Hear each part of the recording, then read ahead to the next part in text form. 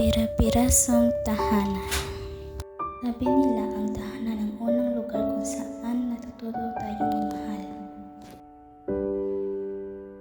Pero paano kung ang unang natutunan ko ay ang katahimikang mas maingay kaysa sa sigawan?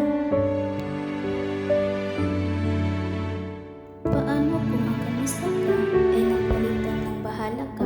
Lumaki akong kumpleto sa apelyido pero kulang sa yakap. May bahay pero hindi ko maramdaman ang tunay na tahanan.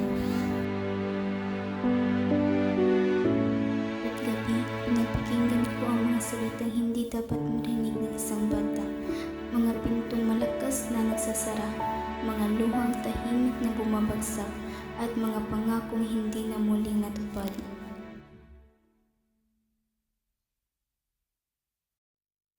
Sana isip ko, kasalanan ko ba? May kulang ba sa akin? Bakit hindi ko kayang manatiling buo ang pamilyang ipinagdasal ko? Habang lumalaki ako, natutunan ko ngumiti kahit mabigat ang dibdib. Natutunan ko sabihin, okay lang ako kahit ang totoo, unti-unti na ako napapagod.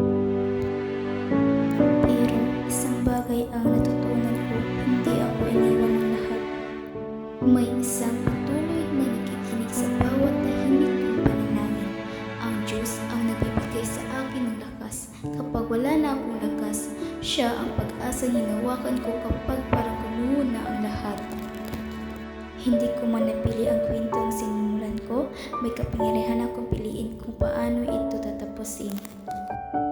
Hindi ako magiging alipin ng kahapon. Hindi ako mananatili sa anino ng sakit. Dahil ang pamilyang